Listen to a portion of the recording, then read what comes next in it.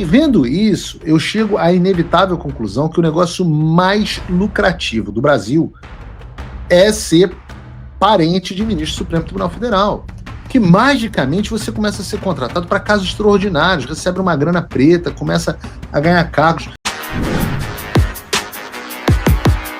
Olá, Edu Carvalho, melhor canal de cortes do YouTube. Eu conto imensamente aqui com o like de vocês, que você mande o programa nos seus grupos de WhatsApp, e esses fatos que nós vamos revelar e entender melhor aqui hoje, chegarem ao máximo de pessoas possível.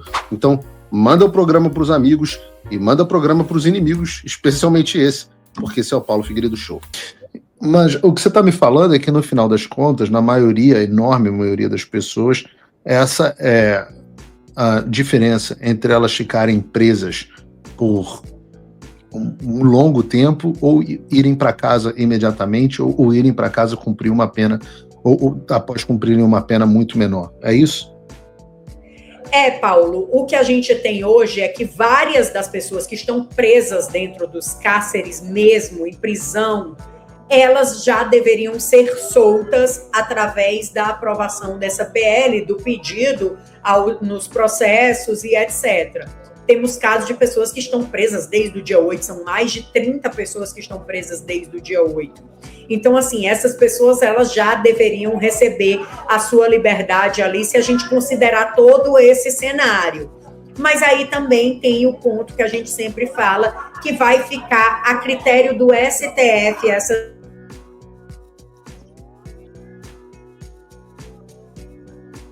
se elas terão que aguardar mais tempo. Então, assim, a nossa dúvida ainda é quando o time entrar em campo. Depois que for aprovado o PL e que for sancionado ou vetado pelo Lula e derrubado o veto e etc., depois que estiver em vigor, quando for para o STF, se ele irá cumprir essas regras. Porque essas regras, a sua grande maioria, já existe na nossa legislação. E ela não foi PL da dosimetria, porque eu acho que pequenos ajustes, não é que a gente seja contra a dosimetria e que as pessoas voltem para casa, nada disso.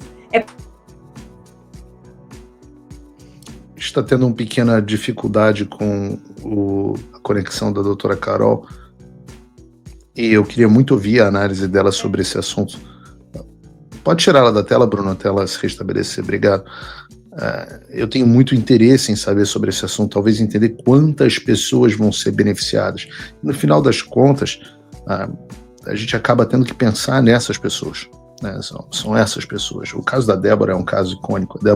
A diferença entre a Débora ficar apodrecendo na prisão e a Débora ir para casa pode ser esse projeto. Mas esse ponto ao qual ela chama atenção sobre a necessidade de se submeter esses pedidos individualmente ao Supremo Tribunal Federal, que vão cair na mão do Alexandre de Moraes, esse é um ponto sensível.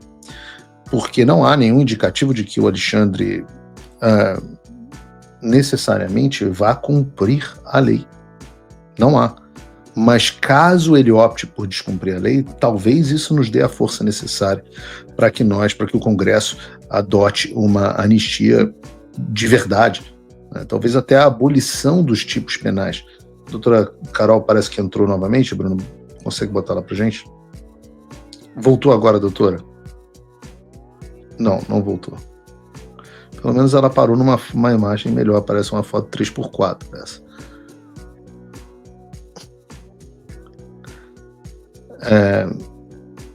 Talvez esse seja o caminho necessário para a aprovação de uma anistia. O fato é que agora conseguimos, doutora? Conseguimos. Eu estou com uma instabilidadezinha aqui na internet, mas eu acho que deu certo. Faz parte. Eu estava fazendo aqui, levando em consideração isso que você estava dizendo sobre não há nenhuma garantia de que o Alexandre vá, de fato, cumprir esta lei, uma vez que ele não vem cumprindo várias outras, né?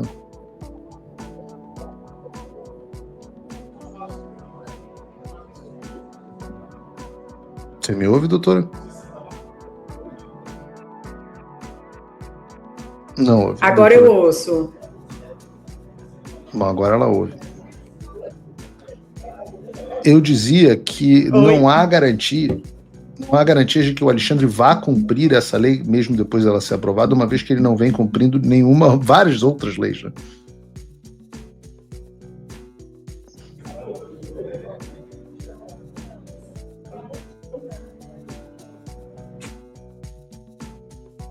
Acho que a gente está com dificuldade com a entrevista com a doutora Carol. E certamente, né, nós temos hoje, está todo mundo, de certa forma, é interessante até se você observar esse cenário, você vê que nós da direita estamos putos e a esquerda está puta. Ninguém gostou dessa solução. Ninguém gostou da solução da anistia. Eu até fiz uma brincadeira no título do programa, né? Entenda por que é bom, né, a anistia, a dosimetria. A dosimetria foi aprovada, entenda por que isso é bom. E é óbvio que é uma piada, mas também é óbvio que 90% das pessoas não entendem piada. E eu estou fazendo uma brincadeira com os títulos de várias colunas da Miriam Leitão, que acaba tendo que defender coisas normalmente indefensáveis. E é claro que eu me sinto um pouco assim em relação à dosimetria. É claro que está um gosto amargo, é claro que eu não gostaria que nós estivéssemos nessa situação. Mas, volto a dizer, no final das contas, se alguém tivesse uma solução melhor do que essa, né, façam a análise da árvore de decisão. Se a gente abrisse mão desta dosimetria agora e não aprovasse isso, o que é que nós aprovaríamos? Principalmente caso os Estados Unidos tirem o suporte que tem nos dado até agora, da forma que tem nos dado até agora. Seria absolutamente impossível. Eu queria agradecer aqui, mesmo sem ela estar no ar, a doutora Carol, agradecer a ela pela disponibilidade da entrevista. Achei icônico e tê-la aqui nesse momento. Ela esteve conosco desde o início. Nós entrevistei ela aqui, inclusive pessoalmente, no estúdio em Miami, junto com outros advogados do 8 de janeiro, uma entrevista horrorosa, nunca vou esquecer dessa entrevista, eu chorei na entrevista e tudo. E hoje a gente está aqui nesse momento. A prática é que, dentro das soluções que a gente tinha, essa pelo menos alivia um pouco essas pessoas, mas não sem um custo alto para a liberdade do Brasil. Nós temos que entender que a não aprovação da anistia talvez signifique que nós não teremos uma oportunidade de reversão desse regime. Essa é uma reflexão que em algum momento a gente vai ter que fazer. A gente vai falar aqui sobre o Supremo Tribunal Federal, vamos falar sobre Flávio Bolsonaro, mas talvez nós estejamos ficando mesmo sem horizonte para nos libertarmos desse regime. Talvez estejamos. E eu acho isso muito simbólico, porque enquanto a gente está brigando para pai de família passar menos tempo na prisão, por um crime que não cometeu, por mãe de família passar menos tempo e voltar para casa, enquanto isso vem acontecendo, ao mesmo tempo em que acontece essa disputa, nós começamos a ter um pouco mais de ideia sobre o tamanho da gangue, da casta política do Brasil que se beneficia com este caos. Quem são os beneficiários das mães de família na prisão? E tenho certeza que há beneficiários. Há beneficiários não apenas em termos de poder político, há gente ganhando dinheiro. Uma parte faz isso por ideologia, mas outra faz por mero banditismo. Ora, ninguém imagina que o Alexandre de Moraes fosse ser um cara ideológico. Ninguém imagina que o Gilmar Mendes seja um comunista ideológico. O que esses caras querem, além do pacto deles com o demônio, saibam eles ou não, mas o que talvez até por conta disso, o que esses caras querem é dinheiro, influência e saque. Para falar sobre a imoralidade do Supremo Tribunal Federal, eu quero fazer uma retrospectiva, porque tem certas coisas que a gente não pode esquecer. Lembrem-se dessa reportagem de maio desse ano, do Guilherme Seto e do José Marques, para a Folha de São Paulo, cujo título é Disputa Bilionária Mobiliza Parentes Ministros do STF nas Defesas. E eu acho que vocês vão se lembrar, mas esse é o caso, abordado aqui no programa, do caso do Grupo Petrópolis, das cervejas Itaipava e Petra, que mobilizou nos últimos anos pelo menos 10 familiares de membros da cúpula do Poder Judiciário que atuam como advogados nos processos. E o gráfico que eles montaram nessa reportagem é coisa de maluco, coisa de louco. Os créditos da recuperação judicial, se baseia o caso, é coisa pouca, 3,3 bilhões de reais. E, só para lembrar, envolvidos no caso nós temos Gilmar Mendes, através dos seus parentes, Guiomar Mendes, a agora ex-Wink esposa, Laura Mendes, a filha, espero que não tenha virado ex-filha, Gilmar, Maria Carolina Feitosa, enteada, agora ex-enteada, Daniela Feitosa, Maria da Conceição, Maria da Conceição Sabo Mendes, filha do primo, que é juiz do TRF1, e Pedro Anísia Sabo Mendes, também filho deste primo do Gilmar Mendes, que é juiz do TRF1. Isso é do Gilmar Mendes. Aí você tem do Cristiano Zanin, você tem a Valesca Zanin, que é a esposa, e do Alexandre de Moraes, é claro que você tem Viviane Bastos de Moraes, que é a esposa e hoje a maior craque da advocacia brasileira. Tem também do Cássio Nunes, a Karina Nunes Marques, a irmã, e o Luiz Felipe Salomão, o ministro do STJ, você tem o Luiz Felipe Salomão filho, que é filho dele. E vendo isso, eu chego à inevitável conclusão que o negócio mais lucrativo do Brasil é ser parente de ministro do Supremo Tribunal Federal. Que magicamente você começa a ser contratado para casos extraordinários, recebe uma grana preta, começa a ganhar cargos, mas você não deve se revoltar tanto assim, porque afinal talvez eu esteja falando aqui de um caso isolado. Nunca mais, né? Essas coisas não acontecem. É claro que acontece.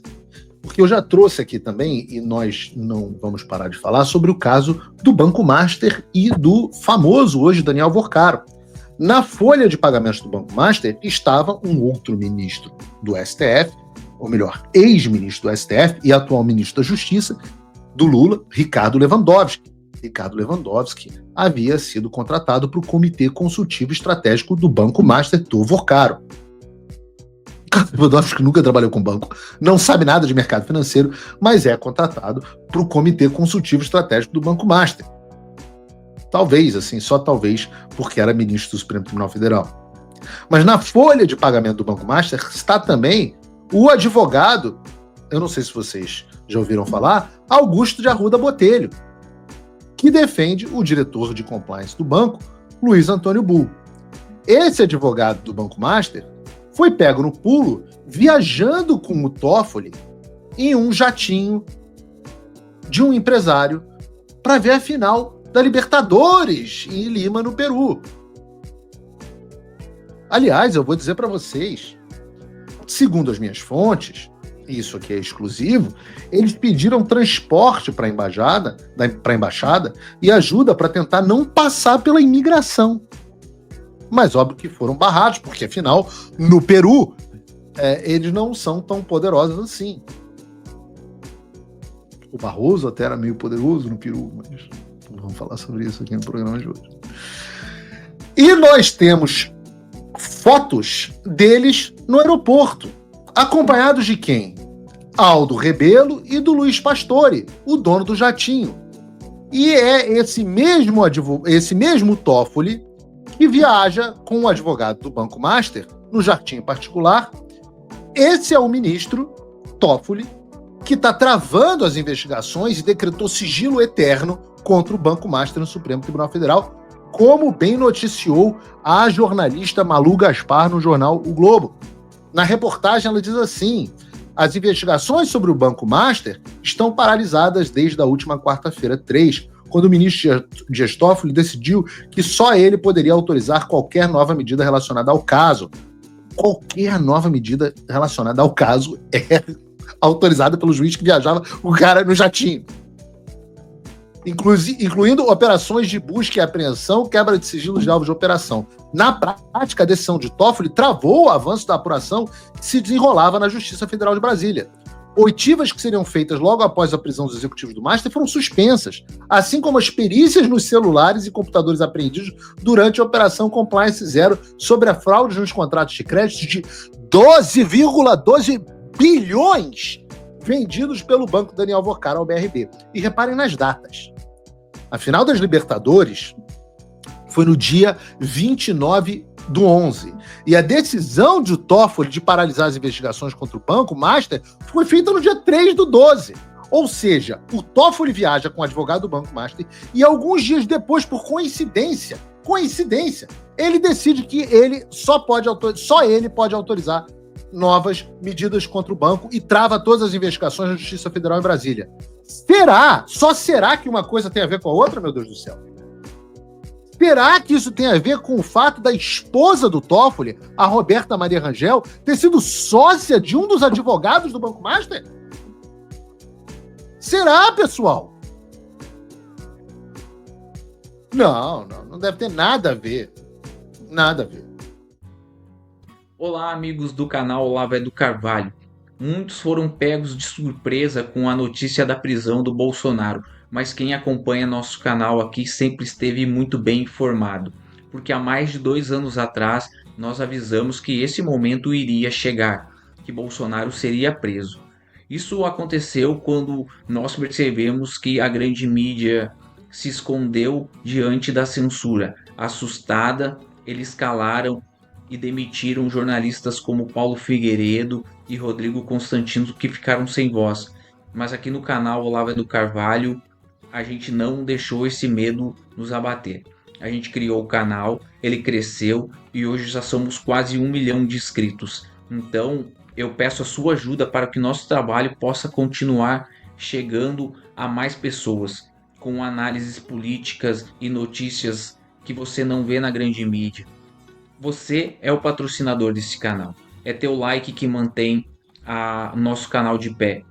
Cada compartilhamento, comentário, opinião sua aqui é muito importante para a gente e faz com que nosso canal não pare. Não recebemos ajuda de ninguém, de nenhum partido político, dinheiro público de nenhum lado. Nosso trabalho é exclusivamente patrocinado e financiado por apoiadores, tanto do canal quanto quem apoia o Paulo Figueiredo ou o Rodrigo Constantino. É assim que a nossa voz continua chegando a mais pessoas. Aqui na descrição você encontra a melhor forma de você apoiar o criador de conteúdo que você quiser. Eu venho lembrar que nós temos vídeos novos aqui no canal todos os dias às 18, 19 e 20 horas. Valeu, pessoal, até a próxima.